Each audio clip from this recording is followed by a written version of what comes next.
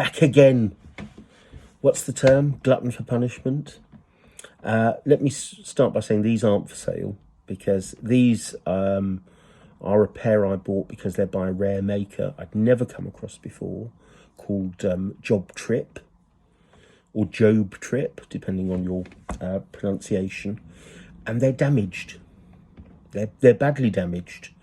In fact, this rosette here, this beautiful rosette, is cracked here and here and here, and it's it's only that tiny bit of silver there that's holding that whole arm on. So if I knock them the wrong way, it'll just fall off. Were they expensive? No, they were about £25–30. There's over an ounce of silver in them. In the last 10 years, silver has touched £25 an ounce. So to buy something by someone you've never seen before, that's 250 years old, for £5 over scrap, I mean, that's fine. I don't mind, but I wouldn't sell it to you knowingly, for it to arrive and for the arm to fall off. It's not very good advertising, is it? So cast arm tongs. Let's look at these. The very earliest ones, as I said, are Chinese Chippendale, for want of a better term, and they are cast open work, but they are smooth here and they're smooth there. They're just, it's a very simple design, and they just have a little shell bowl. The very earliest ones, probably within the first few months of them being made, are marked, the ones I've seen anyway, are marked with the maker's mark only, not with a lion pass on, maker's mark only, here and here, and both pairs that I've seen are by Thomas and William Chawner, using a mark they adopted and discontinued in 1764. And that all makes sense because Chawners were specialist tea-tong makers as well. Very quickly, this form comes in, which is, I mean, any number, hundreds of designs, different designs, scrolls, flowers, piercings, little bits of bright cut decoration, little bits of casting, different bowls. You know, these are sort of spade-shaped shell bowls, not dissimilar. Some of the early bowls are not dissimilar to the bowls that you get on tea tongs. In fact, they may well have been taken from the very same moulds.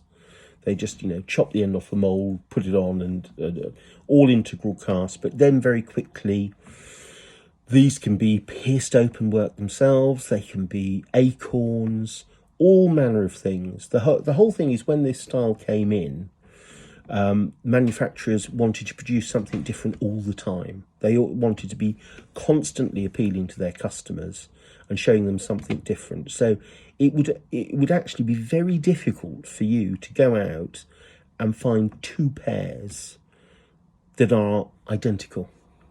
There will always be something that's slightly different. They must have done them in runs, but in quite short runs. There is a sort of faux bright cut steel design by a partnership called Faux and Love, and that does turn up, and you might be able to get two or three versions of that.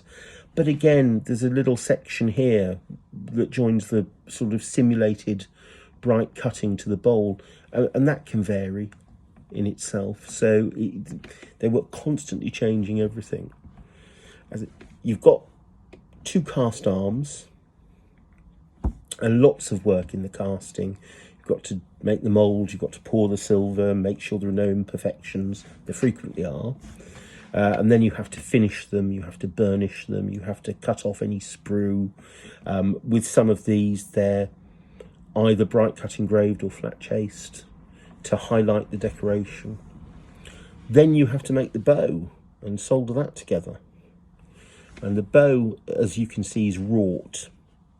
This is where all the force is taken in using them.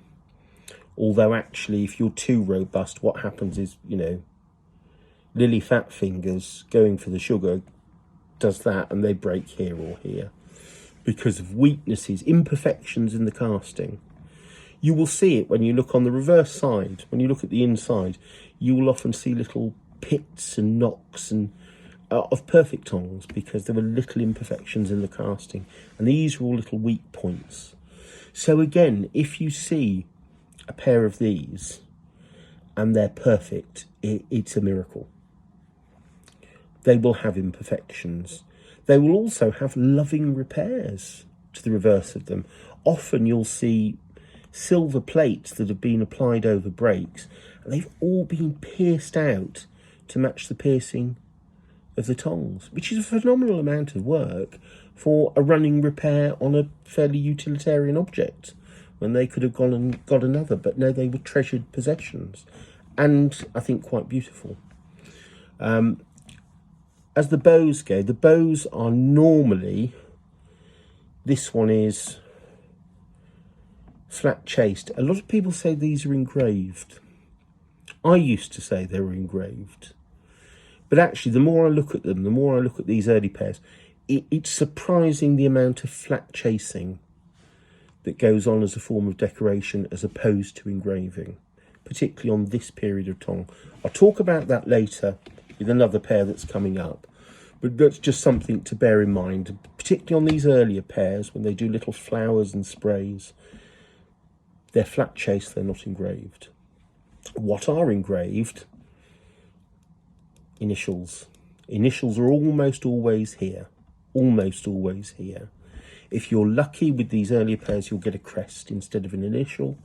If you're extremely lucky, you'll get a coat of arms, but you don't often see a coat of arms on a pair of sugar tongs. This style comes in 1764. That's the earliest I've been able to prove that they've ever come in that very plain Chinese Chippendale style. They are made in quite large numbers, either with open work arms, that's the first form, then they become solid arm, but similarly cast. And I think the solid arm were just a bit stronger. People had decided a bit more robust. And they are made certainly up into the late 1770s, early 1780s. By about 1785, although pairs do exist that bear an incuse duty mark, so they have to be made between 1784 and 1786, by the time those are made, they are old-fashioned. And you even get pairs that are made exceptionally, the solid arm ones, into the late 1780s, 1790. But they are just a hangover of an earlier style, and maybe even made to replace a set that needed repair. But they are very uncommon. You won't see those very often. So these had their heyday. They always broke, nearly always broke. They're always marked with a maker's mark and a standard mark, and that's almost always struck across the line of the join between the cast arm and the bow. 2 or 3 pairs, hallmarked by lunatics, are marked on the outside of the bow, but they're always marked there. If they're Newcastle, sometimes you get the mark on the inside there, but that's not very clever because you've already engraved an initial here, so you've taken a tiny bit of silver away from the area that does all the work. So if you strike a mark there too, you're just causing trouble. And you will see a lot of these that split here, and they split along the line of an engraved initial of an I or a T. Most of the ones again that you will see I must just mention about marking. Even though I say they only ever have a standard mark and a maker's mark, this doesn't apply if you're from Birmingham, because we're all peculiar in Birmingham and we're all very fastidious. And in Birmingham, they made a point of putting the town mark and the date letter. Most Birmingham pairs you see, although they're very rare, will be made by a man called Edward Sawyer or Josiah Adams and Company. And they're the two big makers. Other people did make them, you know, there's very early Samuel Pemberton pears exist.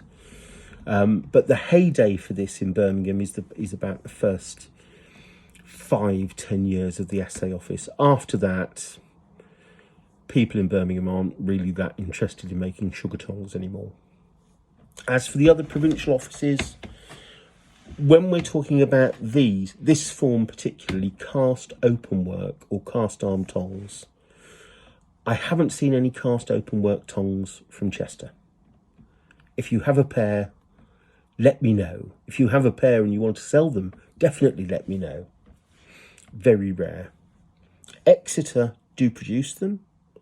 Normally Thomas Eustace. If you find an Exeter pair, they'll be by Thomas Eustace.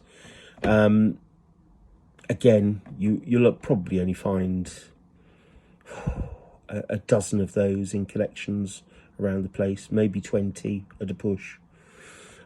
Newcastle, that's very rare. I've only seen personally, I've seen a lot of good collections. I've only seen about 10 pairs of cast open work Newcastle ones, all of them bomb damaged. I don't think they had a particular problem in Newcastle making sugar tongs. All broken. Often by makers like David or James Crawford. York. You will look for a long time to find a pair of cast open work tongs from York. They did make them. A couple of pairs have turned up over the last 20 years. They are extremely rare. Chester is the rarest, but not far after that a York. And again, with Chester, with York, with Newcastle, they're only ever stamped with standard mark. So you have to know that standard mark is slightly different, and you also have to know what the maker's mark should be. So invest in a few books on provincial silver, and that will give you the opportunity to find these great rarities. They also made cast open work tongs in Sheffield, and they are about as rare as Birmingham tongs. And we're talking about maybe 50 pairs that people have seen in the last 2 decades. So they're all rare things, London ones, hundreds, actually thousands of the buggers. I must say, on the rarity of London tongs, well, of cast arm tongs in particular, I must share you my horror story before we go, which is that I was contacted a bullion dealer at the height of the silver prices about 10 years ago, because people were scrapping all sorts of things and it was a travesty. And I said, I was ringing up, hello, have you got any interesting bits and bobs I could come and have a look at? And he recounted the tale that the day before, a lady had come in with her late husband's entire collection of cast arm sugar tongs, which pricked my ears up. I thought, oh, how wonderful. And he said they'd arrived in a black bin, a plastic black bin. Not an indoor bin for the kitchen, but an outdoor bin for the bin men. Huge, big, old black bin. He said it was filled to the top.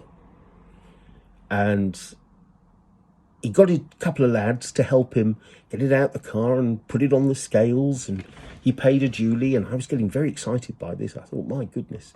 I said, can I come down and see them? And he went, well, no, I'm a bullion dealer. I paid her an awful lot of money for these tongs, and I have to turn it around. I said, what do you mean? You probably know what I mean, don't you? He'd melted them all down, barring a couple of pairs that he'd reckoned as being by Hester Bateman and might be worth slightly more than scrap. So that's 1,000 pairs, I approximate. I stay up at night trying to work out how many pairs fill a black bin. I reckon about 1,000 pairs of cast arm sugar tongs that we don't have anymore. So they're only getting rarer.